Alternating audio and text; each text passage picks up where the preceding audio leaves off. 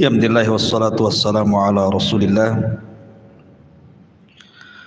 wa ala alihi wa sahbihi wa mawalah wa la hawla wa la quwwata illa billahi wa ba'du.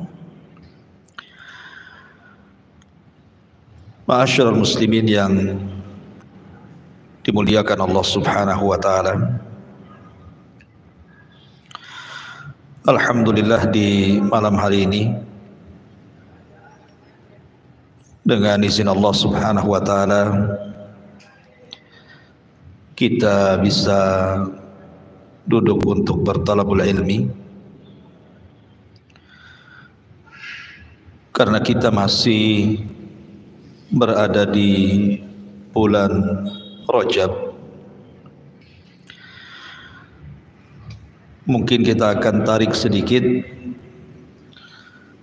pembahasan sirah Nabi sallallahu alaihi wasallam, walaupun dulu pernah kita jelaskan tetapi tidak panjang lebar. Maka malam ini kita akan coba mengupas kembali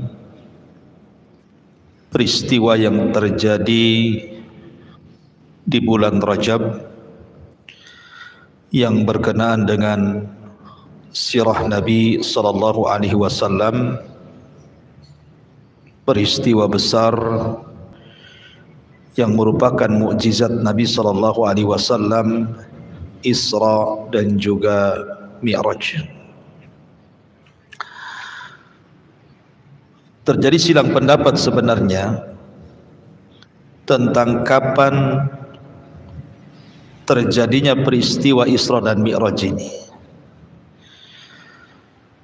Cuman biasanya masyarakat di negeri kita ini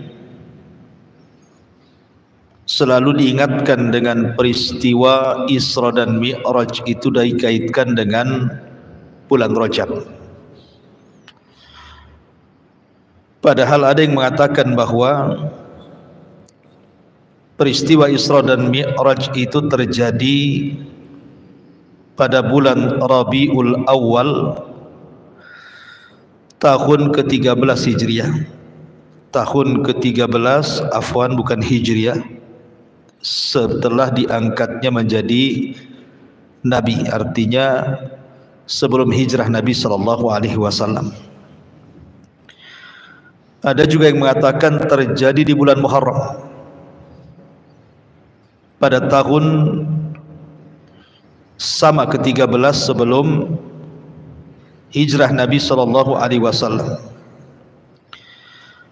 Ada juga yang mengatakan di bulan Ramadan pada tahun 12 setelah diangkatnya menjadi Nabi, artinya 1 tahun sebelum hijrah. Tapi ada juga yang mengatakan bulan Rajab, tetapi bukan tanggal 28, tetapi tanggal, ada yang mengatakan tanggal 27 di bulan Rajab tahun ke-10 dari kenabian, artinya 3 tahun sebelum hijrah. Ada juga yang mengatakan setelah diangkatnya beliau menjadi Nabi dan Rasul 5 tahun setelahnya baru terjadi peristiwa Isra dan Mi'raj. Allahu alam, terlampau banyak pendapat kan. Ada yang mengatakan bulan Rabiul Awal, ada yang mengatakan bulan Muharram, ada yang mengatakan bulan Rajab, ada yang mengatakan bulan Ramadan, sehingga kita tidak bisa memastikan sebenarnya peristiwa Isra dan Mi'raj itu kapan. Akan tetapi yang jelas bahwa peristiwa Isra Mi'raj ini harus memiliki ketulusan iman. Sebab kalau tidak memiliki ketulusan iman, susah untuk dipercaya. Bagaimana mungkin waktu yang sangat singkat, sesingkat-singkatnya bisa melakukan perjalanan maha dahsyat dari Masjidil Haram ke Masjidil Aqsa, naik lagi ke Sidratil Muntaha. Siapa yang akan sanggup melakukannya kalau bukan karena kuasa Allah? Makanya ketika peristiwa berlaku ini saja di zaman para sahabat sendiri hampir terjadi keraguan. Dan hanya Abu Bakar Siddiq radhiyallahu anhu yang paling mantap dan mengatakan, kalau seandainya ada peristiwa yang lebih mustahil daripada Isra dan Mi'raj, aku yang pertama kali membenarkannya. Itu di zaman dulu tuh. Makanya karena peristiwa ini satu di antara sekian mukjizat Rasul yang sangat besar, sehingga ketulusan iman itu harus ada. Bahwa kita harus yakin dan percaya bahwa Nabi itu diberikan mukjizat oleh Allah dalam dua perjalanan, satu Isra dan yang kedua Mi'raj. Ma'asyiral muslimin yang dimuliakan Allah Subhanahu wa taala. Baik, kita akan sedikit kisahkan tentang peristiwa Isra Mi'raj ini agak detail sedikit, dan kita ambil hikmah dan pelajaran daripada Isra dan Mi'raj ini. Ma'asyiral muslimin yang dimuliakan Allah Subhanahu wa taala. Setelah Nabi sallallahu alaihi wasallam mengalami kesulitan dakwah, meninggal Abu Thalib. Setelah itu disusul meninggal dengan Khadijah. Dua orang ini adalah manusia yang paling berjasa dalam pengembangan Islam di permulaan dakwah Nabi. Walaupun Abu Thalib sendiri mati kafir, tapi bagi Nabi Shallallahu Alaihi Wasallam dua manusia ini sangat berharga. Kalau bukan karena Allah Subhanahu Wa Taala, kemudian dua manusia ini, Abu Thalib dan Khadijah, tentu dakwah Nabi Sallallahu Alaihi Wasallam akan semakin sulit lagi. Sudah sulit, semakin sulit lagi. Sehingga ketika meninggal keduanya, Nabi Sallallahu Alaihi Wasallam akhirnya sampai bertujuan untuk mencari areal dakwah baru, karena tantangan di Mekah sudah tidak bisa lagi untuk dilanjutkan berdakwah. Maka Nabi SAW memilih Taif. Sampai di Taif pula kemudian orang-orang Taif kurang lebih dengan orang Mekah, bahkan lebih parah. Karena 10 hari Nabi SAW door to door dakwah di Taif itu, tidak ada satupun orang Taif yang menerima Nabi. Bahkan sepakat dan kompak, mulai dari anak-anak, orang dewasa, orang tua, laki-laki dan perempuan, semua mengusir Nabi dengan cara melempari Rasul dengan batu. Ini kan luar biasa ya kawan. Itu bisa bayangkan, orang ketika berdakwah diusir satu kampung, dilempari batu. Kalau posisi saya langsung resign tuh jadi dai itu. Berat sekali gitu ya. Masuk ke kampung dilempari sama satu kampung, mau yang anak-anak kecil pun ikut-ikut pula kan. Kita bisa bayangkan susahnya Rasul berdakwah kala itu. Setelah pulang dari Taif, Nabi tidak bisa masuk Mekah, karena kalau dia sampai masuk Mekah, dia pasti dibunuh. Sehingga Rasul hanya bisa tinggal di perbatasan, di kebun kurma milik Mughirah itu. Baru setelah itu dia mengutus budaknya Zaid ibn Harithah untuk mencari orang yang bisa melindungi dia. Maka Zaid berusaha mencari-cari, tapi semua menolak. Akhirnya Allah Subhanahu wa taala takdirkan adalah yang mau melindungi Nabi, sehingga Nabi SAW bisa masuk kembali ke Mekah. Dari sini Nabi SAW merubah dakwahnya kembali dari terang-terangan kembali ke Syria, ke door to door lagi. Sudah tidak terang-terangan lagi karena musuhnya terlampau kuat gitu ya. Nah, dari sini Nabi Shallallahu Alaihi Wasallam mulai berdakwah sembunyi-sembunyi lagi. Mulailah dia datang ke pembesar-pembesar beberapa kabilah, kebanyakan menolak. Ada juga yang menerima tapi dengan syarat dunia. Baru setelah kemudian ada orang-orang dari Madinah yang haji ke Mekah. Kemudian Nabi SAW mencoba mengajak dakwah kepada orang-orang Madinah. Di sini terbuka Islam. Baru kemudian orang-orang yang datang dari kota Madinah itu baru mau menerima Islam. Justru orang-orang Mekahnya sendiri di awal dakwah menolak, kecuali sebagian kecil yang menerima dakwah Nabi. Lah di saat Nabi Shallallahu Alaihi Wasallam betul-betul ditolak dakwahnya, bahkan orang-orang Quraisy itu sudah mulai mengancam dengan ancaman intimidasi yang luar biasa. Dari sini Allah Subhanahu wa taala ingin menenangkan hati Nabi, mengokohkan hati Nabi supaya jangan goyang dalam berdakwah. Maka dihiburlah oleh Allah dengan cara diberikan mukjizat besar yang disebut dengan peristiwa Isra dan Mi'raj ini. Itu kenapa kemudian awalnya Isra Mi'raj ini dihadiahkan Allah kepada Rasul. Taib.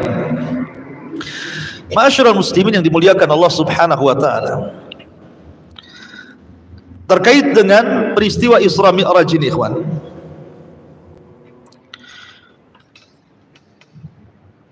Kita mulai daripada kisah Nabi Shallallahu Alaihi Wasallam ketika Nabi Shallallahu Alaihi Wasallam di rumah Ummu Hani.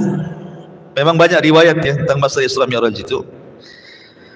Tetapi pendapat yang paling kuat wallahu alam, jadi peristiwa Isra Mi'raj itu dimulai dari rumahnya Ummu Hani. Ketika Nabi Shallallahu Alaihi Wasallam berada di Hatim. Hatim itu di sekitar sumur Zam-Zam. Ada yang mengatakan di Hijr Ismail. Tiba-tiba kemudian Nabi Shallallahu Alaihi Wasallam didatangi dua malaikat. Malaikat ini kemudian membawa Nabi Shallallahu Alaihi Wasallam ke Hatim, ke dekat sumur Zam-Zam itu. Kemudian membelah dada Nabi. Kemudian setelah dibelah dadanya, diambil jantungnya, kemudian dicuci di bejana emas dengan air Zam-Zam, dan Allah penuhi jantung Rasul dengan hikmah dan iman. Kemudian dimasukkan lagi dan dijahit kembali. Tentu ini kan medisnya malaikat ya. Kalau medisnya orang bisa mati itu. Dan Rasul akan merasakan sakit yang luar biasa kalau orang yang mengoperasinya kan, karena di zaman itu juga peralatan-peralatan medis tidak secanggih zaman sekarang. Paling tinggi mungkin kalau ngurangi sakit itu suruh minum arak gitu ya kalau zaman dulu kan. Dari sini pertanyaannya, kenapa Nabi SAW dibelah dadanya, dibersihkan hati dan jantungnya? Walaupun ada khilaf ulama berapa kali sebenarnya Rasul itu dibelah dada itu. Ada yang mengatakan 2 kali, ada yang mengatakan 3 kali. Yang mengatakan 2 kali, peristiwanya adalah pertama saat Rasul masih kecil. Di rumah siapa? Halimah Sa'diyah. Ketika usia Rasul SAW masih anak-anak. Kemudian peristiwa yang kedua, saat peristiwa Isra Mi'raj dibelah dada lagi. Tetapi ada yang berpendapat tiga pendapat, ketika Nabi SAW diangkat menjadi Nabi. Tetapi riwayat yang sahih wallahu alam, bahwa Rasul itu hanya dibelah 2 kali saja.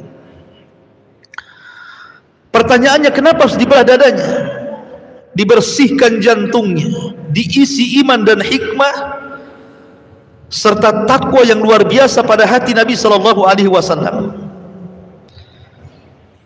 Karena Nabi Shallallahu Alaihi Wasallam akan menghadap Allah secara langsung tanpa perantara Jibril. Dari sini ada hikmah besar bagi kita, ikhwan, bahwa setiap kita ini pasti akan berjumpa dengan Allah. Saya, Anda, siapapun akan berjumpa dengan Allah. Bukan berjumpa dalam arti kata melihat wajah Allah Subhanahu wa ta'ala. Semua ahli surga pasti melihat wajah Allah.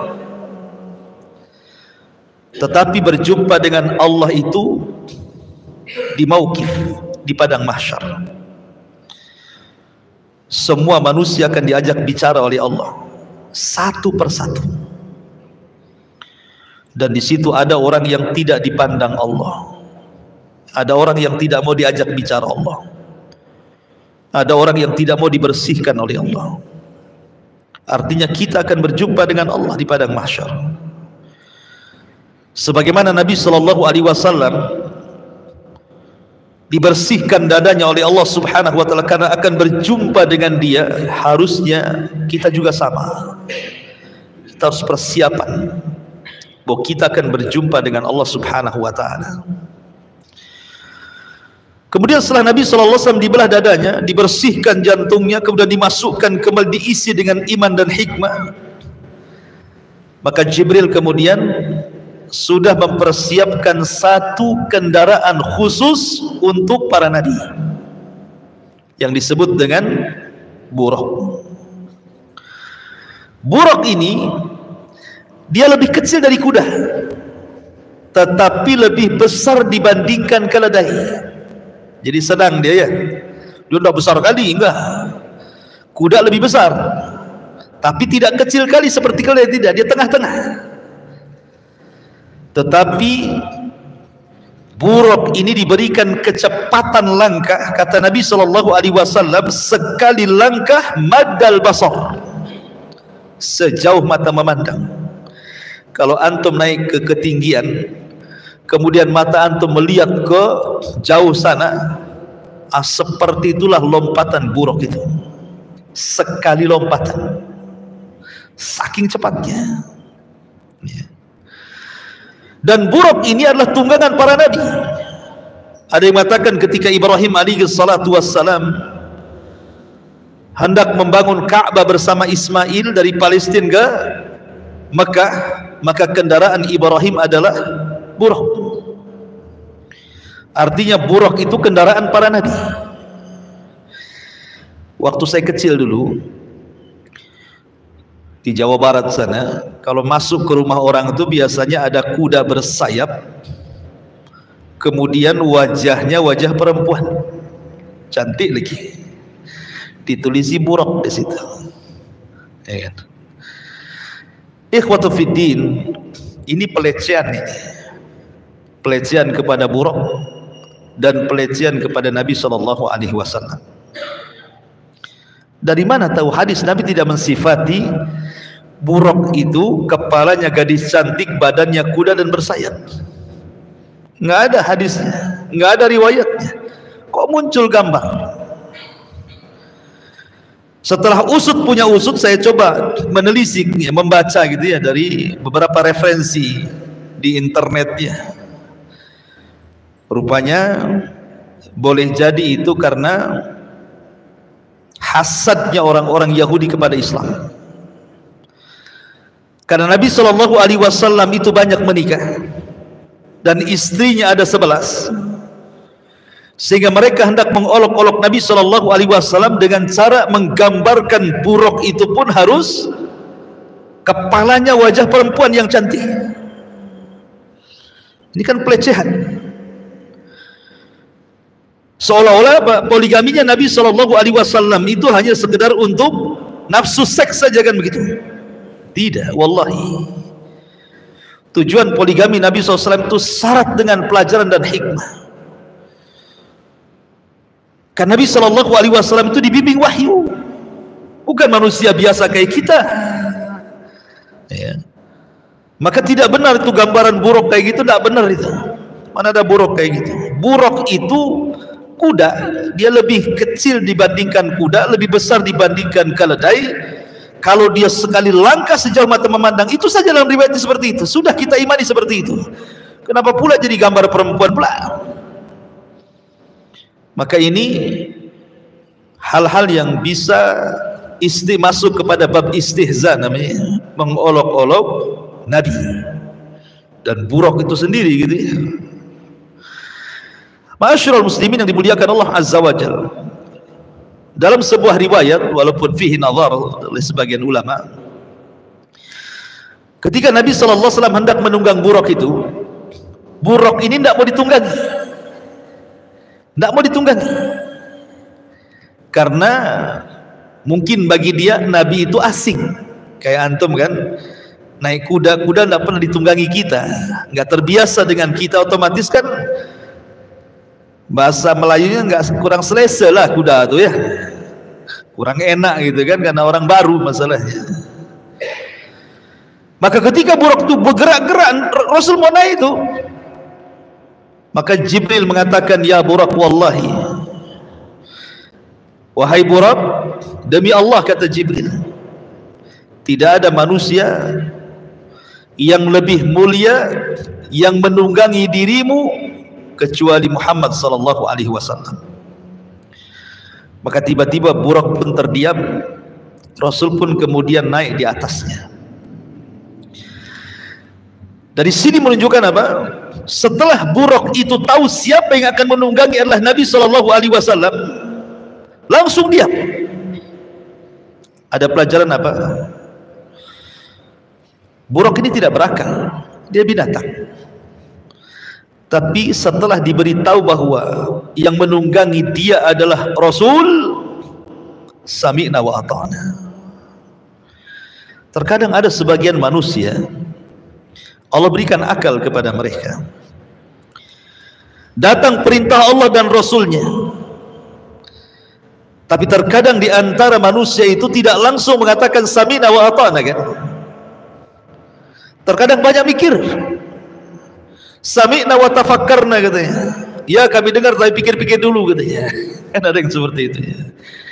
Kayak orang-orang Bani Israel mengatakan sami'na wa asayna, dengar habis itu maksiat.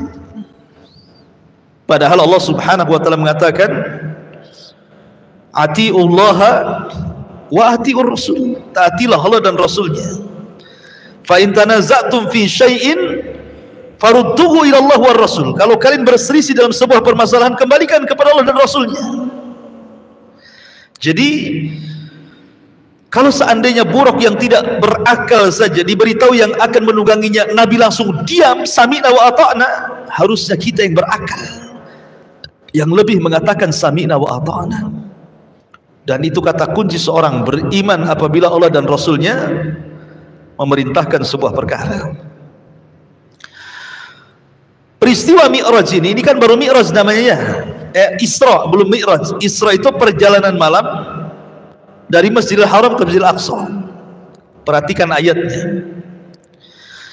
Allah mengatakan subhanalladzi asra bi'abdihi lailan minal Masjidil Haram ilal Masjidil Aqsa alladzi barakna fiha. Maha suci Allah yang telah memperjalankan hambanya.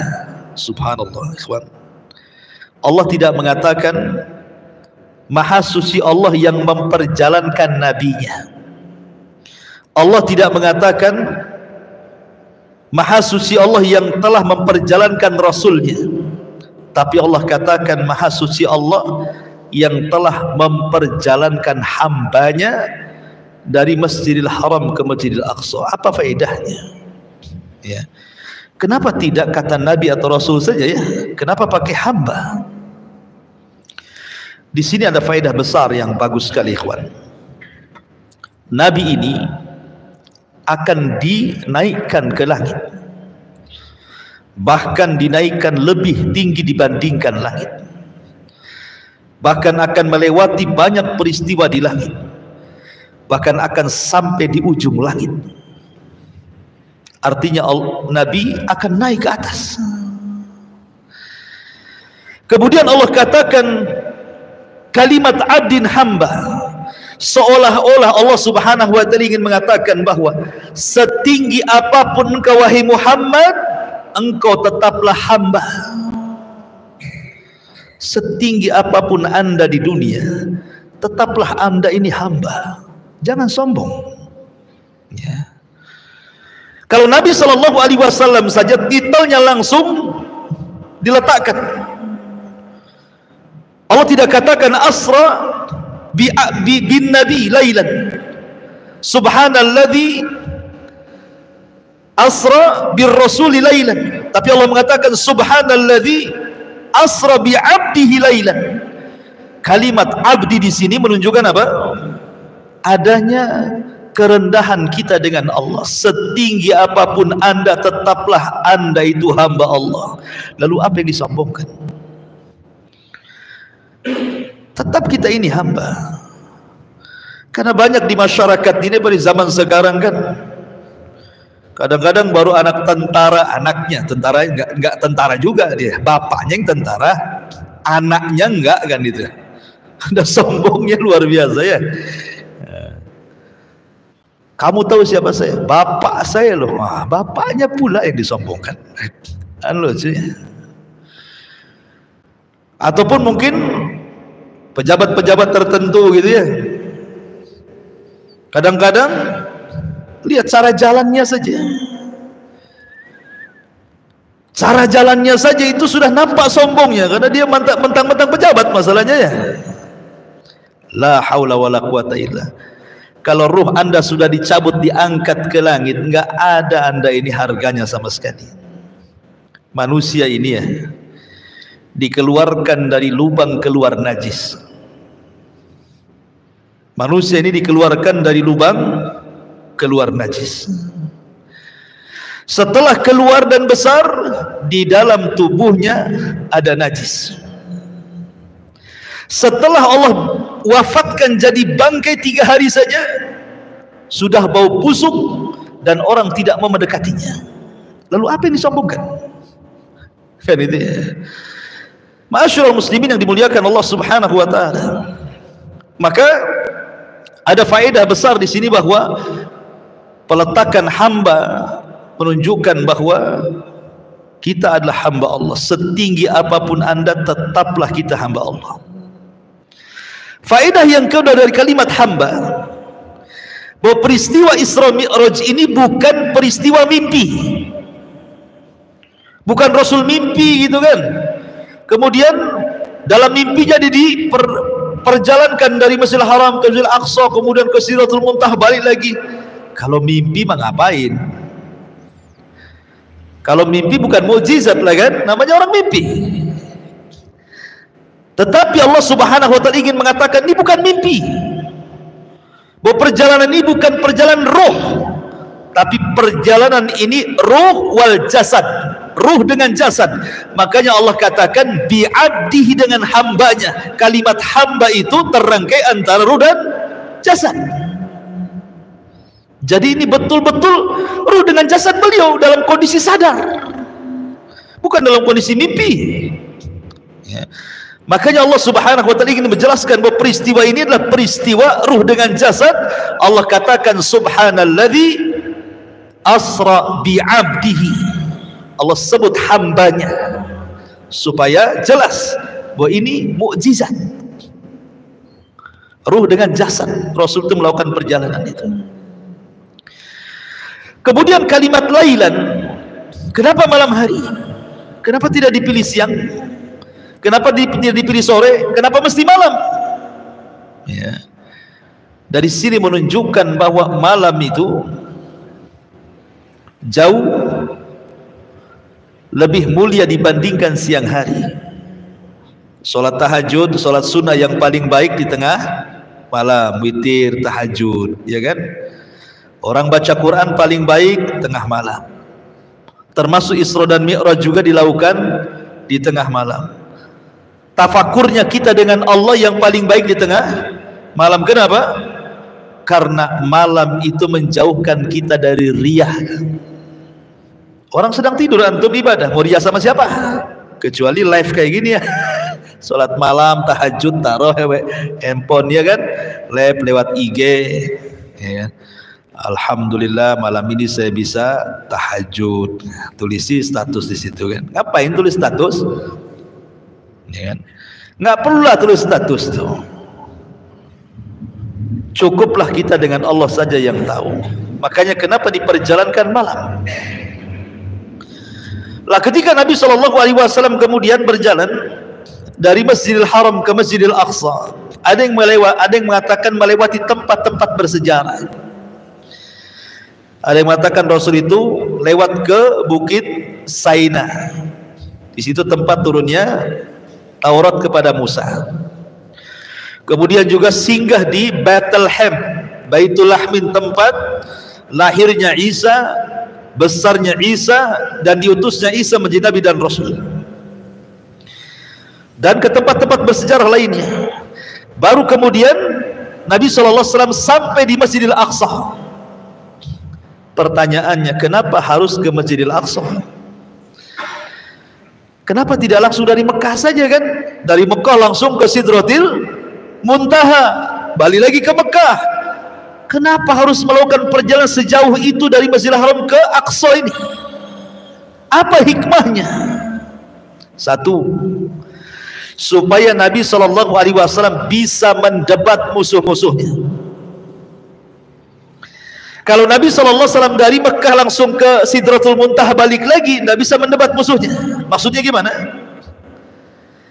Ketika selesai perjalanan ini terjadi, ada orang-orang yang hendak mengolok-olok Nabi. Kalau engkau memang sampai di Masjidil Aqsa, katanya, berapa jumlah pintunya?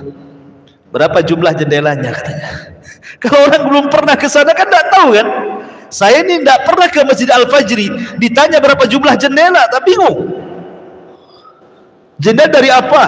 Dari kayu kan, dari besi kan, dari stainless kan, itu nggak tahu kan. Berapa jumlah ini itunya. Tapi ketika Nabi diisrakan ke Masjidil Aqsa, kemudian setelah peristiwa itu ditanya tentang bagaimana bentuk Masjidil Aqsa bagi orang-orang yang pernah datang ke sana, kemudian bertanya kepada Rasul, jawabannya benar. Pintunya sekian, jendelanya sekian, sifatnya seperti ini. Nabi belum pernah ke sana. Menunjukkan apa? Kebenaran perjalanan itu kan. Makanya harus dilewatkan ke sana, supaya bisa membantah bahwa peristiwa ini benar adanya gitu, maksudnya ya, bukan bohong-bohongan. Yang kedua, bahwa Masjidil Aqsa itu kiblatnya para nabi. Kiblat seluruh para nabi itu Masjidil Aqsa. Dan Nabi SAW mengatakan, nahnu ma'asyirul anbiya lil'anlah abuna wahid wa ummuna syattah. Kami para nabi ini satu turunan, bapak kami satu, ibunya yang banyak. Sehingga kemudian para nabi pernah berkumpul di Masjidil Aqsa. Maka nabi juga sama, bagian dari para nabi ikut serta di Masjidil Aqsa. Bahkan Rasul sholat di belakang arwah para nabi. Beliau menjadi imam, makmumnya arwah para nabi, untuk menunjukkan bahwa dia adalah Sayyidul Anbiya'i wal Mursalin, pemimpinnya para nabi, karena yang sholat di belakang para nabi. Kemudian juga supaya kita jangan pernah lupa dengan Masjidil Aqsa. Bagaimanapun Masjidil Aqsa itu adalah tempat suci ketiga setelah Masjidil Haram, Masjid Nabawi, Masjidil Aqsa, karena masjid itu pernah disinggahi Rasul dalam peristiwa besar ini. Jangan pernah lupakan Aqsa. Kemudian juga faedahnya, karena Masjidil Aqsa itu adalah pintu masuknya Rasul ke langit. Jadi pintu langit itu sejajar dengan Masjidil Aqsa, karena langit itu ada pintunya. Makanya Allah mengatakan dalam surah An-Naba ayat 19, wa futihatis sama fakanat abwaba. Langit itu ada pintunya. Tidak sembarang orang naik ke langit, tidak bisa dari Mekah langsung ke langit, harus dari pintunya. Dan pintu langit itu sejajar dengan Masjidil Aqsa. Begitu keterangan para ulama. Artinya bahwa ketika Nabi SAW sudah sampai di Masjidil Aqsa, selesailah proses yang pertama yang disebut dengan perjalanan Isra. Isra itu artinya perjalanan malam yang ditempuh Rasul dari Masjidil Haram ke Masjidil Aqsa. Itu disebut Isra namanya. Nah, sekarang masuk kepada pembahasan Mi'raj. Apa itu Mi'raj? Bagaimana peristiwanya? Ma'asyiral muslimin yang dimuliakan Allah Azza wa Jalla, setelah Nabi SAW salat, di belakangnya para nabi. Kemudian Nabi SAW diangkat oleh Allah Subhanahu wa taala ke langit bukan menggunakan buraq. Ingat, buraq itu kendaraan bumi. Dia cuma sampai ke Masjidil Aqsa, ditambatkan di Masjidil Aqsa yang katanya tempat tambatan buraq itu sekarang menjadi tembok ratapan bagi orang-orang Yahudi. Baru kemudian Rasul dengan kuasa Allah Subhanahu wa taala dinaikkan ke langit. Bagaimana caranya wallahu a'lam, itu kuasa Allah. Yang jelas Jibril menemani Nabi SAW sampai ke langit. Ketika sampai di langit pertama, maka Jibril itu Sayyidul Malaika, ingat ya, pemimpinnya malaikat. Semua malaikat tunduk kepada Jibril karena dia pemimpinnya.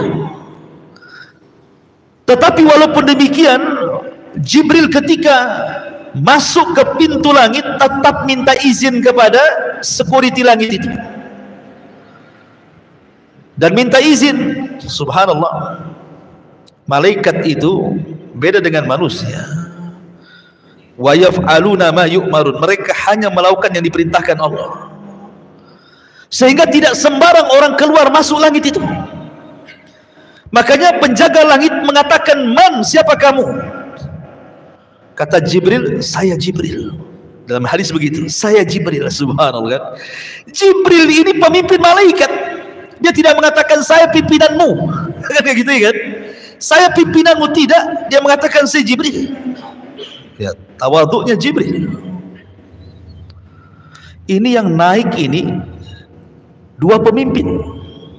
Satu pemimpin malaikat, satu pemimpin manusia dan jin. Rasul itu Sayyidul Awwalin wal Akhirin, Sayyidul Anbiya'i wal Mursalin, pemimpinnya orang awal dan orang akhir, dari kalangan manusia dan jin. Pemimpinnya para nabi dan rasul, berjalan dengan pemimpin para malaikat. Ini dua pemimpin nih yang naik nih, bukan sembarang. Tapi security langit ini tetap tanya, siapa tuh? Jibril. Siapa yang bersama wa Jibril? Muhammad. Ya. Apakah Allah sudah perintahkan Muhammad boleh naik, katanya? Awaqad uhiya ilai? Apa dia sudah diperintahkan boleh naik? Subhanallah, detailnya seperti itu. Padahal Jibril kan pemimpin para malaikat, masa nggak yakin dengan Jibril? Kenapa harus ditanya detail kayak gitu kan? Apakah sudah diperintahkan orang ini naik ke langit, katanya kan? Masya Allah. Kalau sekarang ini ada dua pemimpin di istana presiden, security, kira-kira kalau digituin sama security apa gak dipecat besok? Dipecat lah gitu, nggak sopan nggak, bukan itu ya? Ya. Ma'asyiral muslimin yang dimuliakan Allah Subhanahu wa taala. Naiklah Jibril ke langit pertama. Dari sini ada faedah besar, ikhwan. Ketika antum berbicara tentang Neil Armstrong, kalau kita sebut nama Neil Armstrong berarti cerita orang naik ke bulan, ya kan? Pertanyaannya, bulan itu di mana? Apakah bulan itu di atas langit, ataukah bulan itu di bawah langit? Kalau bulan itu di atas langit, Jibril saja mau naik ke langit, ada pintunya, ada security malaikatnya. Tidak sembarang orang naik ke langit. Pertanyaannya, apakah Neil Armstrong ketika ke bulan sama dengan Jibril? Paham kan? Siapa kamu? Neil Armstrong. Oh, kemana? Ke bulan. Seandainya kalau saya gitu, apa seperti itu nanti ya kan? Karena Jibril saja mau naik ke langit susah nih. Padahal dia pemimpin malaikat kan itu. Ditanya dulu. Ya. Siapa kamu? Jibril. Siapa bersamamu? Muhammad. Apa dia boleh, sudah diperintah boleh naik? Boleh katanya. Seandainya bulan itu di atas langit, tentu Neil Armstrong juga akan ditanya seperti itu kan. Siapa kamu? Neil Armstrong. Mau kemana kamu? Ke bulan. Sudah diperintahkan naik, gitu ya. Pertanyaannya kan harus sama kan. Berarti mungkin nggak Neil Armstrong dibukakan pintu langit itu? Nggak mungkin. Masa Neil Armstrong dibukakan pintu langit, dia kafir? Kan gitu kan. Berarti kalau posisi bulan di atas langit, nggak ada orang cerita naik ke bulan. Tapi kalau seandainya posisi bulan itu di bawah langit, karena ingat langit itu bangunan loh ya, bukan awan asap gitu, bukan bangunan dia. Jadi kalau umpamanya tembus ke langit, nabraklah kan gitu orang. Kalau kapal ini mau ke langit, nabraklah bangunan. Langit itu bangunan. Kayak kita cor-coran kayak gini kan bangunan nih. Makanya ada pintunya. Nggak sembarang orang naik ke langit itu. Tapi kalau seandainya posisi bulan itu di bawah langit, seandainya posisi bulan di bawah langit, mungkin Neil Armstrong bisa sampai ke bulan. Jadi pertanyaannya itu, apakah bulan di atas langit atau bulan di bawah langit, gitu saja ya. Kalau bulan di atas langit, mustahil Neil Armstrong naik ke langit, sebab dia harus masuk ke security malaikat dulu. Tapi kalau di bawah langit, boleh. Logikanya seperti itu, bisa dia naik ke bulan. Walaupun dalam hal ini sebagian ulama khilaf. Al-Imam Asy-Syinkiti dalam kitabnya Adwail Bayan menolak, nggak mungkin orang sampai ke bulan, nggak mungkin. Kemudian berdalil dengan surah Ar-Rahman, ya ma'syaral jinni wal insi in istata'tum an tanfudhu ila as-sama'i wal ard la tanfuduna illa bisultan, kan itu. Ya ma'syaral jinni wal insi, wahai manusia dan jin, in istata'tum an tanfudhu ila as-samawat, kalau kalian ingin naik ke langit, naik, tanfudhu, naik, la tanfudhu, kalian tidak bisa illa bisultan, kecuali karena kuasa Allah. Seperti Rasul, kuasa Allah kan, diangkat ke Sidratil Muntaha. Walaupun tidak sedikit juga ulama yang memungkinkan orang sampai ke bulan dengan catatan bulan di bawah langit. Ya. Ma'asyiral muslimin yang dimuliakan Allah Subhanahu wa taala. Ketika Nabi SAW di langit pertama jumpa dengan siapa? Nabi Adam. Kata Nabi Adam alaihi salatu wassalam, marhaban bibnin salih wa nabiyyin salih. Selamat datang anakku yang baik dan nabiku yang baik. Subhanallah, seorang ayah tentu senang melihat anaknya yang baik kan itu. Ini pelajaran bagi kita. Kalau antum punya anak-anak dan anak-anak antum didik sehingga menjadi anak-anak yang saleh dan salehah, maka orang tua akan bahagia, pasti bahagia.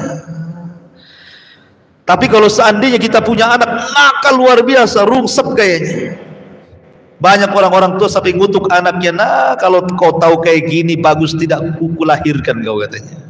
Ada yang orang tua kayak gitu, kau udah tahu kau kayak gini ngapain ku lahirkan kamu, katanya. Tapi kalau anak itu baik, lihat Nabi Adam, melihat Nabi SAW, dia yurahib, memberikan selamat, marhaban bibnin salih wa nabiyyin salih, duhai anakku yang saleh dan nabiku yang saleh. Kemudian Rasul menatap Nabi Adam. Kadang-kadang Adam menoleh ke kanan seperti ini, tersenyum. Kemudian menoleh ke kiri seperti ini, menangis. Pemandangan ini oleh Nabi SAW ditanyakan kepada Jibril. Kenapa Nabi Adam itu kalau dia nengok ke kanan dia tertawa, kalau nengok ke kiri dia menangis? Ada apa dengan dia, katanya. Maka malaikat Jibril mengatakan, sesungguhnya ketika dia menengok ke kanan, dia sedang melihat arwah keturunan-keturunannya yang masuk surga. Dia pun senang. Apabila dia melirik ke kiri, dia melihat arwah-arwah dari keturunan yang masuk neraka.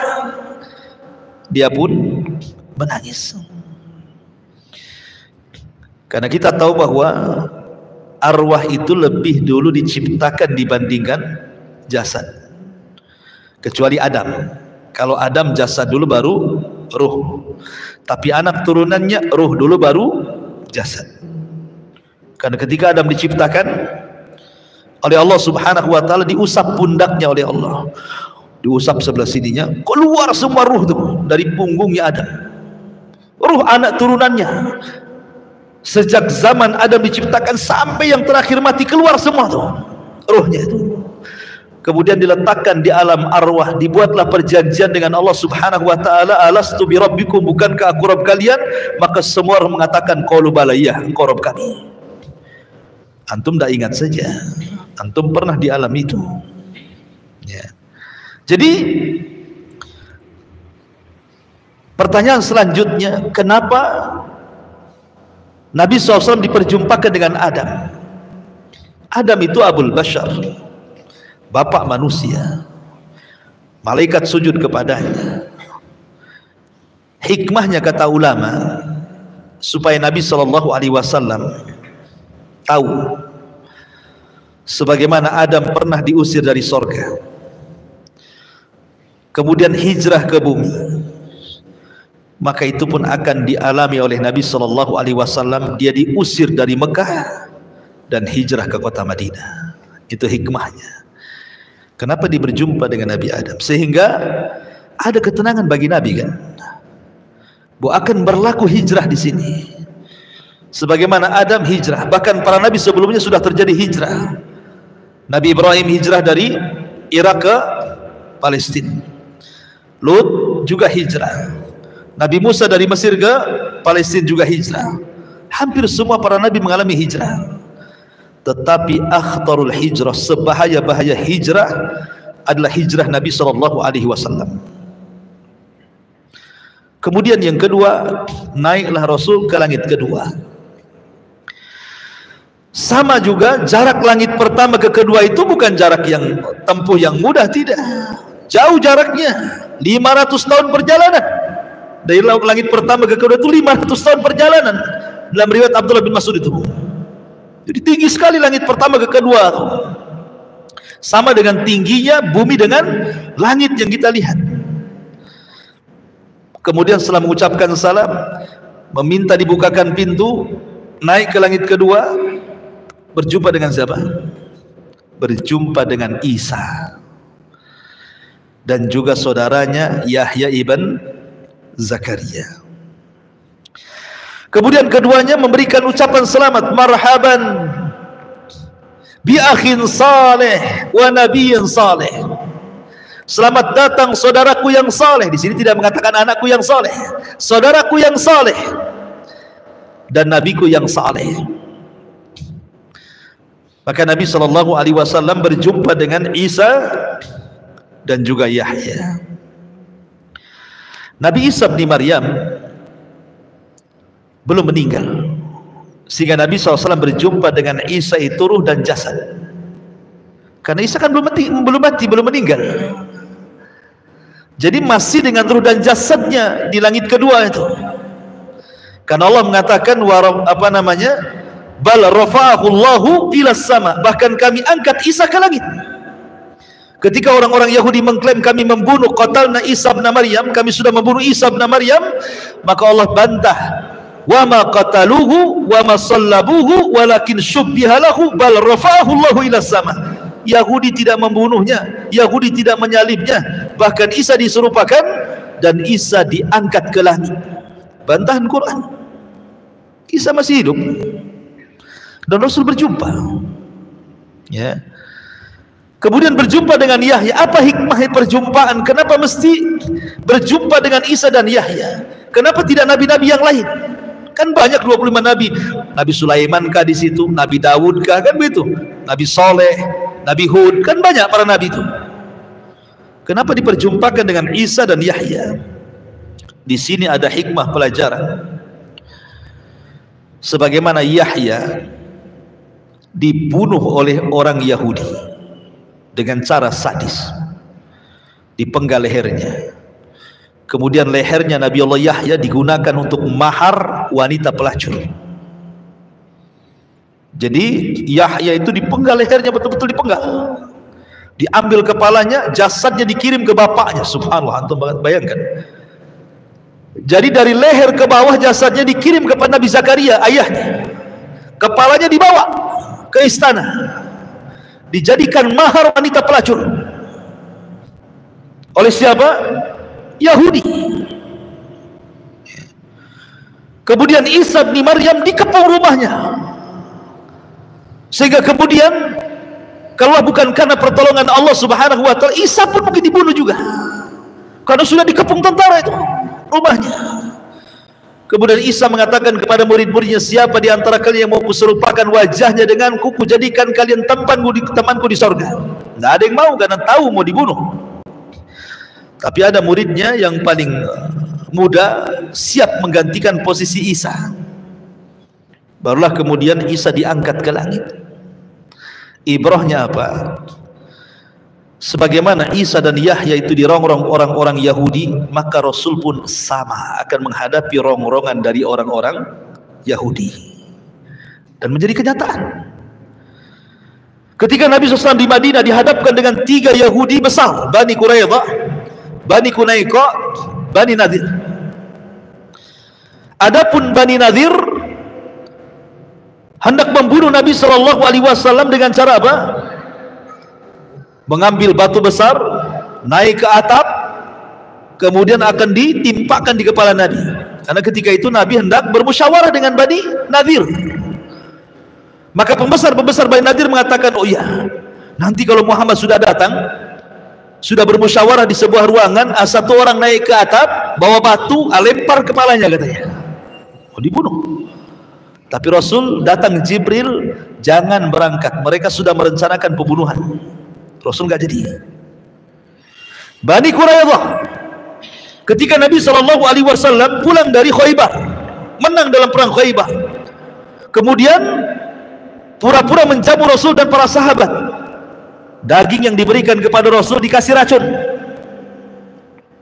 dan Nabi sempat memakan racun itu. Sebab itulah Rasul meninggal diracun. Ya, walaupun jarak pengaruhnya lama kan, dari perang Khaybar sampai ke 11 Hijriah, tapi Rasul baru merasakan rasa racun itu ketika sudah dekat-dekat ajalnya. Allah hendak memilihkan kematian Rasul, mati syahid, makanya meninggal dengan cara seperti itu. Tapi lihat keganasan orang Yahudi. Kemudian orang-orang Yahudi datang kepada Labid bin Asam, seorang penyihir Rasul. Rasul disihir Labid bin Asam. Siapa yang membayar Labid bin Asam untuk menyihir Rasul? Yahudi. Memang Yahudi itu kurang ngajar betul, membunuh para nabinya. Termasuk Nabi SAW berkali-kali upaya pembunuhan terjadi kan. Makanya kemudian Rasul dipertemukan dengan Isa dengan Yahya. Jangan heran, sebagaimana mereka dirongrong orang Yahudi, kau pun akan dirongrong orang Yahudi. Hati-hati dengan Yahudi, itu maksudnya. Baru Nabi SAW naik ke langit berapa? Ketiga, berjumpa dengan siapa? Nabi Yusuf. Dan Yusuf itu dikatakan memiliki separuh dari ketampanan Adam. Berarti Adam itu tampan, ya kan? Kalau Nabi Yusuf saja separuh ketampanan Adam, wanita-wanita itu ngiris-ngiris jari sambil pegang buah. Faqatta'na aydiyahun, mereka sampai mengiris-ngiris begini, nggak terasa darahnya nyucur gitu ya. Nengokin Yusuf belang gitu kan, saking gantengnya. Berarti Adam tuh ganteng sekali. Kenapa kemudian Darwin bilang kita pula keturunan kera pula gitu ya? Adam mana ada gantengnya kera itu? Tengok kera itu ganteng, dibedakin pun tidak ada ganteng-gantengnya kera itu. Mau dioperasi plastik akan ganteng deh. Ma'asyiral muslimin yang dimuliakan Allah Azza wa Jalla. Jadi Adam itu ganteng sekali. Makanya Yusuf diberikan separuh ketampanan Adam. Lalu apa hikmahnya? Kenapa Rasul diperjumpakan dengan Nabi Yusuf? Hikmahnya, Nabi Yusuf ini ketika usia 10 tahun dicelakakan oleh siapa? Saudara-saudaranya kan?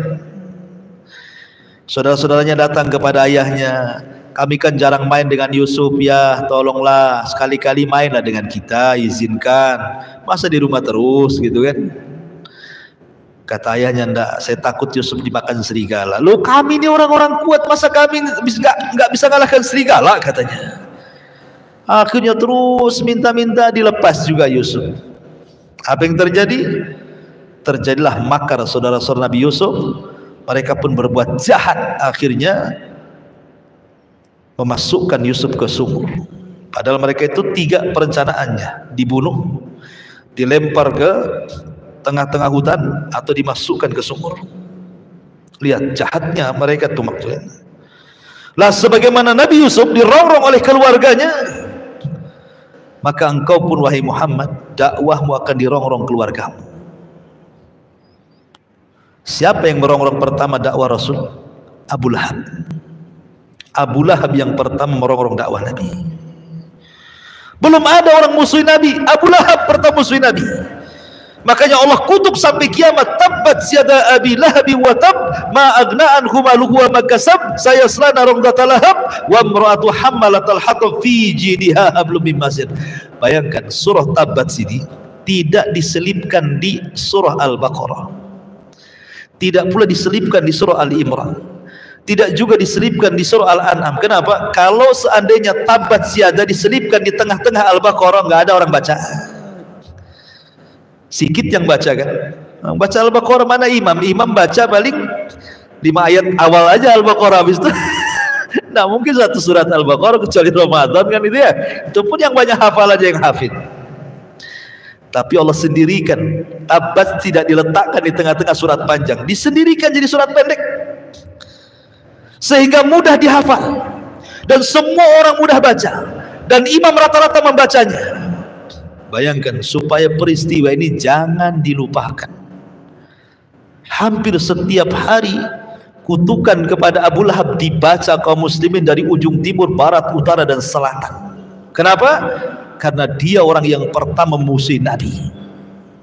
Dikutuk sampai kiamat. Ayatnya akan dibaca terus sampai kiamat. Ya kan? Makanya hikmahnya Rasul berjumpa dengan Nabi Yusuf. Baru kemudian Nabi SAW naik lagi berjumpa dengan siapa? Nabi Idris di langit keempat. Dan Idris ini Nabi yang Allah Subhanahu wa ta'ala anugerahkan mendapatkan pahala sebanyak jumlah orang yang didakwahinya. Dia orang yang pertama kali menulis, menjahit, menjinakkan kuda sehingga bisa untuk jihad. Ya. Lah Idris ini diangkat oleh Allah Subhanahu wa ta'ala ke langit keempat. Dan ini Allah Subhanahu wa ta'ala katakan, wa rafa'nahu makanan aliyya, kami angkat Idris ke tempat yang paling tinggi, maksudnya ke langit keempat. Ada yang mengatakan riwayat Israiliyat, ketika Idris tahu bahwa pahala dia setiap harinya akan digandakan oleh Allah sejumlah umat yang didakwahinya, sehingga dia tidak mau cepat mati, kalau bisa panjanglah usianya. Jadi ada berdiskusi dengan Jibril, wahai Jibril, bisa nggak Allah panjangkan usiaku? Kata Jibril, itu wewenang hak malakul maut, tugasku bukan nyabut nyawa. Kalau engkau ingin dipanjangkan, diskusinya bukan dengan saya, dengan malakul maut, katanya kan. Kata Idris, kalau gitu di mana ya saya bisa berjumpa dengan dia, biar bisa tawar menawar kan soal usia. Kata Jibril, kalau kau mau aku angkat kau ke langit. Akhirnya Jibril mengangkat Idris ke langit. Ini kisah Israiliyat ya. Kemudian sampailah di langit keempat. Rupanya malakul maut sudah nunggu di situ. Jibril kaget. Belum dipanggil, dia kan pemimpin malaikat, dia bisa manggil mana saja, namanya pemimpin kan itu. Belum dipanggil sudah ada di situ. Kata Jibril, saya belum memanggil dirimu, kenapa kau ada di sini? Kata malakul maut, aku pun heran. Barusan aku mendapatkan tugas dari Allah, disuruh mencabut manusia di langit keempat. Mana ada manusia di langit keempat, katanya. Kan gitu ya. Rupanya siapa? Idris, yang baru diangkat Jibril. Subhanallah. Idza jaa ajaluhu la yastakhiruna sa'atan wa la yastaqdimun. Kalau sudah datang ajalnya, tidak bisa maju, tidak bisa mundur. Pas waktunya kan itu. Satu sisi Idris ingin berdialog, minta ditambah usianya, sisi lain pula Allah menugaskan malakul maut mencabut nyawanya. Kontras, ya kan? Ya. Lagi ini kisah Israiliyat. Ya. Karena dari kisah ini ada yang mengatakan bahwa satu-satunya nabi yang meninggal di langit ya Idris. Ada yang mengatakan enggak, Idris yang meninggal di bumi, enggak di langit. Khilaf ulama masalah ini. Intinya bahwa kenapa Nabi berjumpa dengan Idris? Idris ini diangkat oleh Allah derajatnya. Makanya Allah mengatakan wa rafa'nahu makanan 'aliyya. Kami angkat Idris ke tempat yang paling tinggi. Maka engkau juga wahai Muhammad akan diangkat derajatnya. Wa rafa'na laka dzikrak. Allah akan angkat penyebutan wahai Muhammad. Sebagaimana Idris diangkat derajatnya, kau pun akan diangkat. Namamu akan disanjung, namamu akan disebut-sebut, namamu akan dimuliakan, namamu tidak akan hilang dimakan zaman. Bahkan nama terbanyak di dunia adalah nama Ahmad dan Muhammad. Coba sebutkan nama yang paling baik dunia siapa? Ahmad dengan Muhammad. Paling banyak satu dunia itu. Yang paling banyak disebut kalimat Muhammad dalam azan asyhadu anna Muhammad Rasulullah, dalam qomat asyhadu anna Muhammad Rasulullah, dalam tasyahud asyhadu an la ilaha illallah asyhadu anna Muhammad Rasulullah. Ketika sholawat dia disebut nama Muhammad itu disebut-sebut. Makanya banyak orang-orang kafir mu'alaf namanya Michael masuk Islam, Muhammad Michael. Apalagi ya, namanya akan disebut, dinaikkan oleh Allah Subhanahu wa taala. Tapi tentu Idris hanya sampai di langit keempat, Rasul ke Sidratil Muntaha, lebih tinggi lagi daripada Idris. Maka diperjumpakan dengan Idris untuk menenangkan hati Rasul. Gak apa-apa kau sekarang diejek, diolok-olok, dihinakan, direndahkan, diintimidasi. Tenang, nanti kau akan diangkat seolah-olah seperti itu. Kemudian dari langit keempat naik ke langit ke-5, berjumpa dengan siapa? Nabi Harun. Harun ini jadi nabi karena syafaat Nabi Musa. Dia bukan nabi, dia saudaranya Nabi Musa. Cuman Harun ini fasih lidahnya, Musa ini pelat lidahnya. Harun ini orator, Musa ini susah ngomong. Kata Musa, ya Rabb, jadikanlah saudaraku ini nabi. Aku tidak bisa dakwah sendirian kepada Fir'aun. Dia afsahu minni lisanan, lebih fasih lisannya dibandingkan aku, kata Musa. Dan Allah kabulkan Harun diangkat jadi nabi karena syafaat Nabi Musa. Jadilah dia nabi. Cuman bedanya, kalau Nabi Harun dicintai Bani Israel, kenapa? Dia dari kecil di tengah-tengah Bani Israel, kemudian hidup bersama Bani Israel, diangkat jadi nabi, tidak lepas Bani Israel. Ketika dibawa Nabi Musa bersama Bani Israel pun meninggal di Arduti, di tengah-tengah Bani Israel. Makanya Bani Israel senang dengan Harun. Tapi Musa kecil di rumah Fir'aun, kan gitu ya. Kecil kan di rumah Fir'aun, dia nggak pernah di tengah-tengah Bani Israel. Musa itu kecil-kecil rumah Fir'aun, sudah dewasa buat kasus bunuh orang, pergi pula ke tanah Arab, ke Madian, dapat istri orang Arab. Kemudian pulang pula baru setelah jadi nabi bersama Bani Israel. Sehingga kedekatan Musa kepada Bani Israel tidak lebih dekat dibandingkan Harun kepada Bani Israel. Dari situlah Bani Israel lebih senang Harun dibandingkan Musa. Bani Israel itu lebih suka dengan Harun dibandingkan Musa. Musa lembut, Harun itu lembut sekali. Ingat ketika kasus Bani Israel menyembah patung anak sapi, kemudian Musa datang, ditarik janggutnya Harun, ditarik rambutnya Harun oleh Musa. Kenapa kau sesatkan Bani Israel, katanya.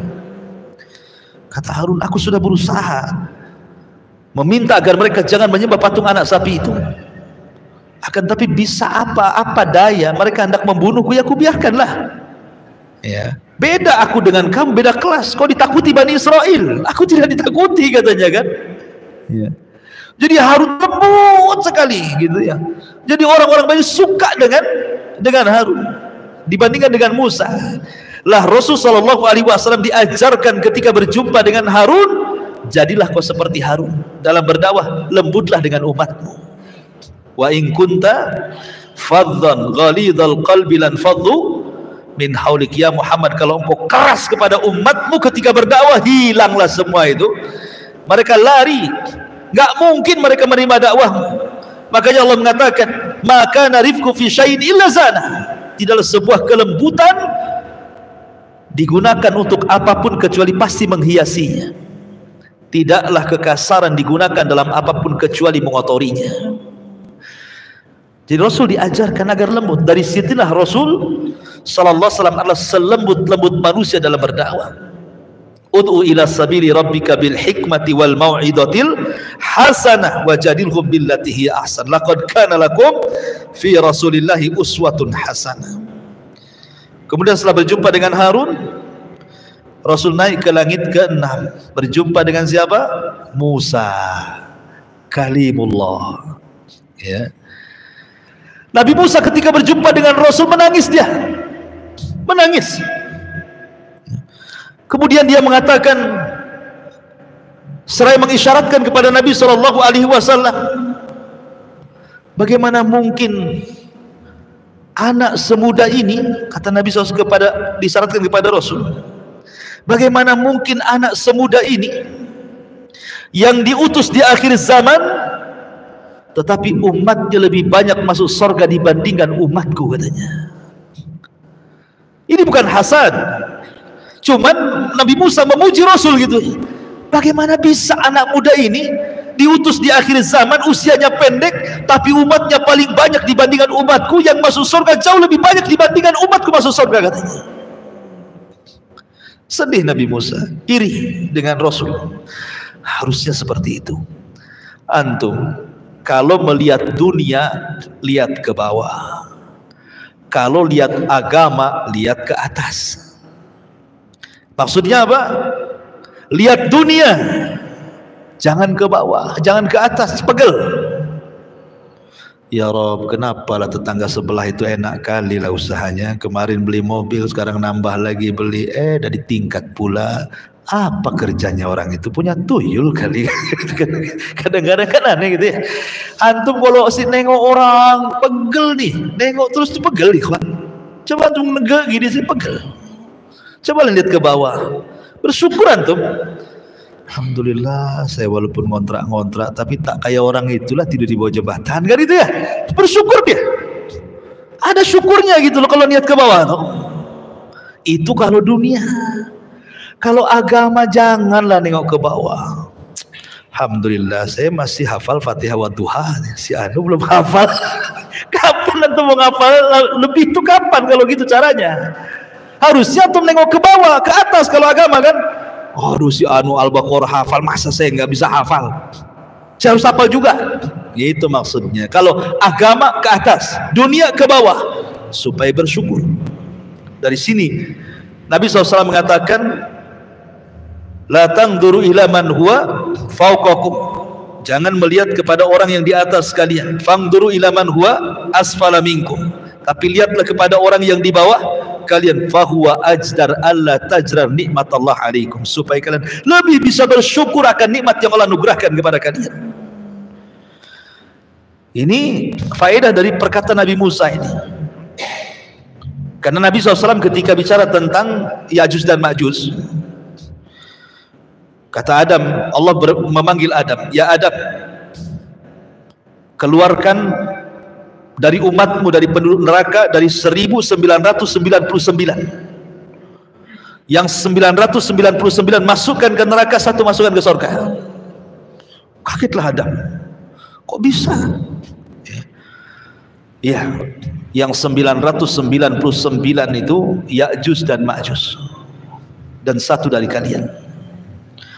Kemudian Nabi SAW meminta, ya Rabb, ya, bisakah kau masukkan umatku 1/4 ke dalam surga? Kata Allah, ya. Oh, senang Rasul. Sahabat itu mendengar luar biasa. Kemudian Rasul minta lagi, bisakah syatru ummati, separuh umatku masuk surga? Bisa. Dari situlah maka umat Muhammad itu separuh dari umat Muhammad masuk surga. Dan riwayat 2/3. Ya. Makanya Musa mengatakan, kok bisa anak muda ini udah lahir paling belakang, diutus paling belakang, kok umatnya paling banyak masuk surga dibandingkan diriku, kan begitu ya. Tapi apa faedahnya coba? Kenapa Nabi SAW harus diperjumpakan dengan Nabi Musa? Musa itu Nabi yang paling sayang dengan kita. Makanya kalau antum bacakan, paling banyak kisah Musa dicantumkan dalam Quran. Termasuk umatnya Bani Israel lebih banyak diceritakan dalam Al-Quran. Padahal umat-umat terdahulu banyak, ada kaum Ad, kaum Samud, kaum Madian, kaum Sodom. Tapi Bani Israel yang paling banyak diceritakan. Karena Nabi yang paling sayang dengan Rasul dan umatnya itu adalah Nabi Musa. Coba bayangkan, kalau Nabi Musa tidak ngomong sama Rasul, apa yang Allah perintahkan kepadamu?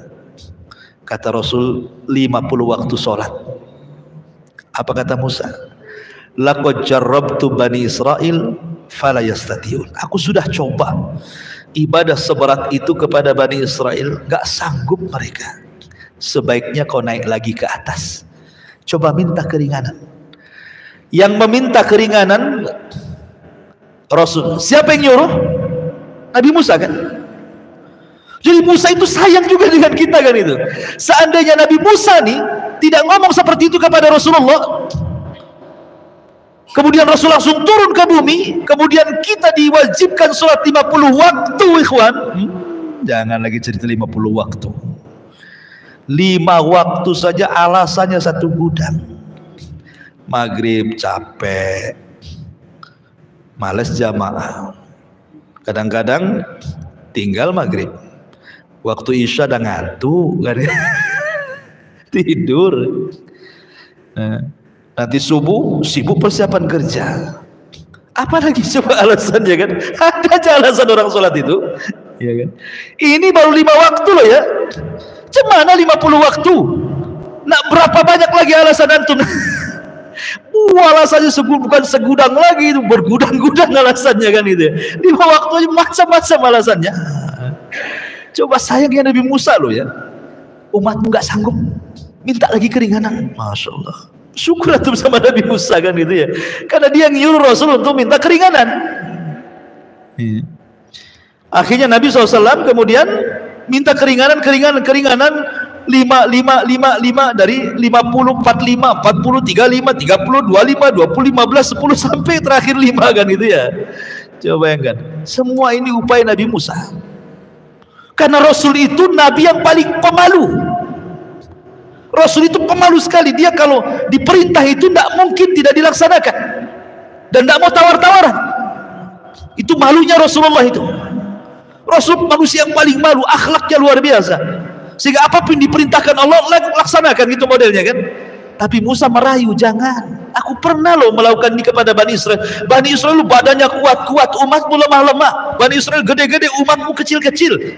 Aku sudah coba yang seperti itu aja nggak kuat, apalagi umatmu, katanya, kan. Nah, akhirnya Rasul ikut sarannya Nabi Musa, naik lagi ke langit, minta lagi keringanan, kan, luar biasa, kan. Lalu kenapa kemudian Nabi SAW berjumpa dengan Musa? Apa hikmahnya? Nabi Musa ini orang yang paling sabar ketika berdakwah di tengah-tengah Bani Israel. Macam-macam ujian. Makanya Rasul mengatakan, laqad udhiya akhu Musa katsira fasabara. Sungguh saudaraku Nabi Musa itu banyak kalilah ujiannya di tengah-tengah Bani Israel itu, tapi dia Nabi yang sabar luar biasa. Macam-macam fitnah Bani Israel itu. Diturunkan mukjizat, beriman, nanti kufur lagi, minta mukjizat, diturunkan lagi, kufur lagi, diturunkan mukjizat. Begitu asli, begitu saja Bani Israel itu. Sampai terakhir mereka memfitnah Nabi Musa gara-gara nggak mau mandi sama mereka. Jangan-jangan Musa ini, mungkin bahasa kitanya ada kurapnya mungkin itu di badannya itu, masa mandi saja harus sendiri, katanya. Atau jangan-jangan Musa itu nggak ada ototnya, jangan-jangan kayak perempuan tuh badannya, katanya. Kok nggak mau mandi sama kita? Kok zaman dulu kan mandi di rame-rame. Jangan kan zaman Nabi Musa, zaman kita kecil-kecil di kampung saja di sungai mandi bareng-bareng nyemplung, kan itu ya. Nabi Musa itu pemalu. Sampai bayangkan kehormatannya dicela sama Bani Israel, nggak dihormati. Tapi Allah membantu nabinya ketika Nabi Musa mandi, bajunya ditaruh di batu, batunya jalan, dikejar sama Nabi Musa telanjang itu, batunya jalan, rupanya batu itu lewat kepada Bani Israel yang sedang mandi. Nabi Musa kejar batu tuh, dia telanjang. Terbelalaklah semua Bani Israel dengan keindahan tubuh Nabi Musa tuh. Wah, rupanya apa yang dituduhkan benar nih katanya. Dia orang yang paling indah, yang paling kekar. Sampai harus dibuktikan seperti itu. Sampai ketika Harun meninggal yang dituduh membunuh Nabi Musa, bayangkan. Harun meninggal, katanya dibunuh Nabi Musa katanya. Sampai mereka minta jasadnya, lihat jasad, tampakkan jasadnya Harun kalau dia tidak dibunuh Nabi Musa.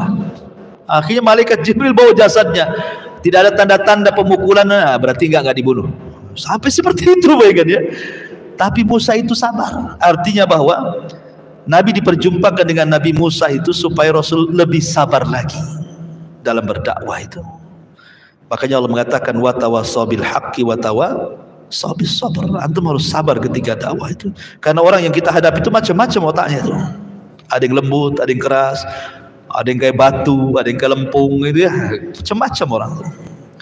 Kemudian yang terakhir Rasul berjumpa dengan Ibrahim. Ibrahim sedang bersandar di Baitul Ma'mur. Baitul Ma'mur itu Ka'bahnya malaikat. Al-jaza min jinsil amal. Sebagaimana Ibrahim membangun Ka'bah di bumi, maka dia disandarkan di Ka'bah yang ada di langit. Ka'bahnya para malaikat Baitul Ma'mur. Kata ulama, Ka'bah malaikat dengan Ka'bah bumi itu sejajar. Kalau ini roboh, maka kena dengan Ka'bah di bawah. Jadi sejajar, kata ulama. Ka'bahnya malaikat dengan Ka'bah di bumi itu satu jajar. Jatuh saja kena tuh Ka'bah di bumi. Makanya ada penelitian kan, Ka'bah ini kan banyak keanehan-keanehan ya kan, diteliti dunia tuh. Ya, karena sejajar dengan Ka'bah Baitul Ma'mur. Baitul Ma'mur itu setiap hari 70.000 malaikat masuk sholat di situ. Kemudian keluar nggak pernah kembali. Nanti besoknya datang malaikat baru dengan jumlah yang sama 70.000, kemudian besoknya keluar nggak pernah kembali. Setiap hari seperti itu. Anda bisa bayangkan berapa jumlah malaikat. Banyak ikhwan. Ketika Nabi saja menceritakan tentang Jahannam didatangkan itu, Jahannam ini memiliki 70.000 tali kekang, satu tali kekang digeret 70.000 malaikat. Banyak malaikat ikhwan. Bahkan Rasul mengatakan di langit itu tidak kurang dari 4 jari ini 4 jari ini. Ya, ada malaikat, 4 jari ada malaikat, 4 jari ada malaikat. Berapalah jumlahnya malaikat itu? Makanya kalau seandainya manusia kufur satu dunia, tidak mengurangi kekuasaan Allah sedikit pun. Allah punya malaikat. Kalau seandainya manusia beriman satu dunia, tidak menambah kekuasaan Allah, punya malaikat. Apalah manusia ini di hadapan Allah, ya kan? Ma'asyiral muslimin yang dimuliakan Allah. Lalu kenapa berjumpa dengan Nabi Ibrahim itu wajahnya paling mirip dengan wajah Nabi. Wajah Ibrahim itu, Nabiullah Ibrahim paling mirip dengan wajah Nabi Shallallahu Alaihi Wasallam.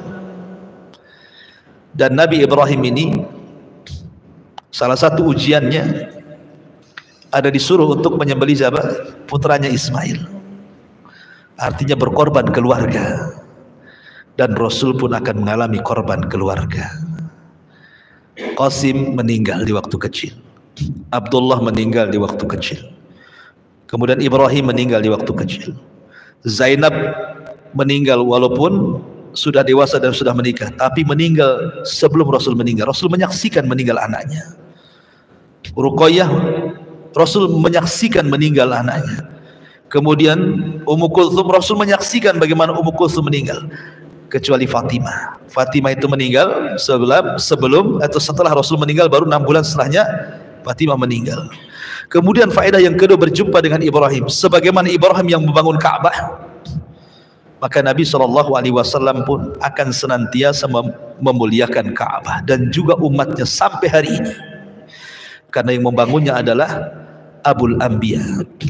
Kemudian setelah itu Nabi SAW naik ke Sidratil Muntaha sendiri. Jibril tidak bisa mengantar Rasul sampai ke sana. Apa sih Sidratil Muntaha? Sedikit saya cerita secara ringkas ya, mohon sabar.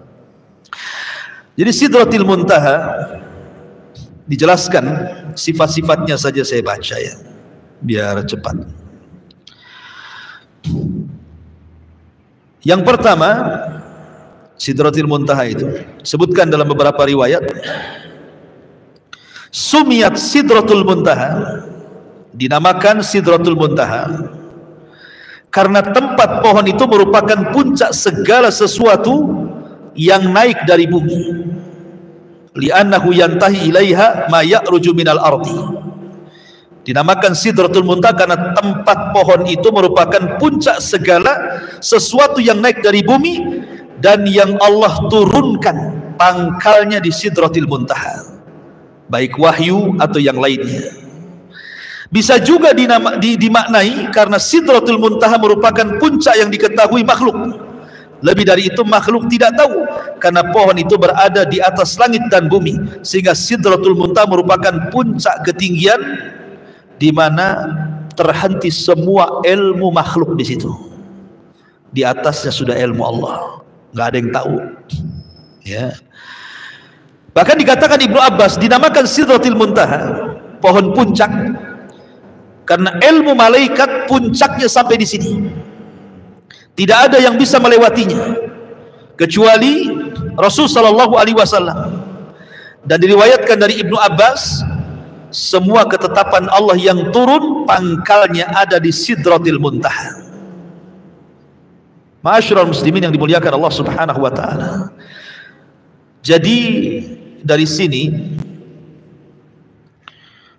para ulama mengatakan secara ringkas, Sidratul Muntaha bentuknya pohon, layaknya pohon bidara, ma'ruf pohon bidara, tetapi tentu sama nama beda rupa kan ya. Kita lihat pohon bidara itu hanya nama saja, tapi bentuknya seperti apa ya Allahu a'lam kan, itu gaib kan. Kemudian ini pohon ini sangat besar, hingga ketika penunggang kuda nih dia berjalan 100 tahun, naungannya tidak akan hilang, saking gedenya. Coba Anda bisa bayangkan, antum berada di dalam pohon mangga, datang matahari, kan ada naungannya tuh, antum geser sedikit saja udah kena matahari kan. Kalau antum pacu dengan 100 tahun dengan kuda balap, jangan berhenti.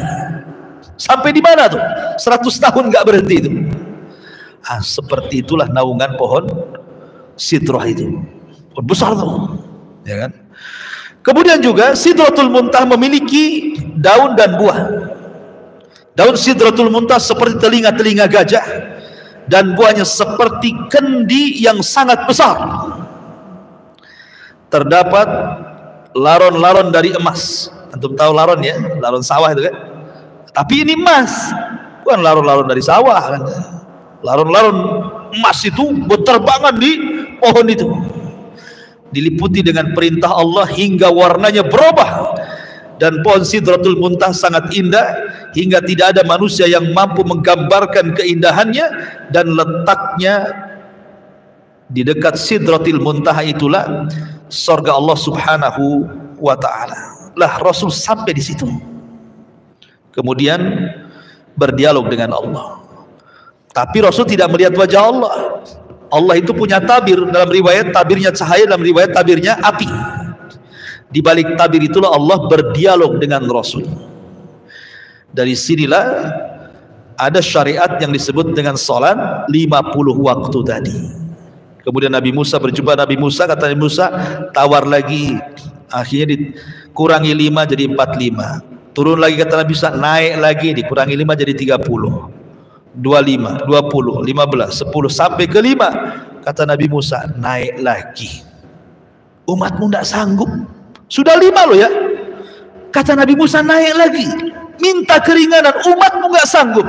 Masya Allah, seandainya Rasul naik, enak nggak tuh? Enak lah. Kita sholat kan gitu kan. Kan kurangnya 5 kan. Kalau tinggal 5 kata Nabi Musa, naik kurangi. Habislah. Bukan 22 kurangnya 5. Tapi Rasul mengatakan fastahyaitu rabbi, aku dah malu. Kata Rasul, enggak apa-apa 5 saja lah kan gitu. Aku dah malu, dah enggak apa-apa 5 saja. Rasul turun, baru diwajibkan sholat 5 waktu kepada Rasul dan kepada umatnya. Wallahu a'lam bishawab. Ikhwatu fillah, Allah azza wa jalla. Pembahasan ini kalau mau diambil hikmah dan pelajaran banyak banyak pelajaran yang kita bisa petik dari kisah Isra Mi'raj Nabi Sallallahu Alaihi Wasallam. Tapi mudah-mudahan yang penting-pentingnya sudah saya sampaikan. Kita tutup dengan doa kafaratul majlis. Subhanallah bihamdika asyhadu an la ilaha illa anta astaghfiruka wa atubu ilaik. Allahu ta'ala. Assalamualaikum warahmatullahi wabarakatuh.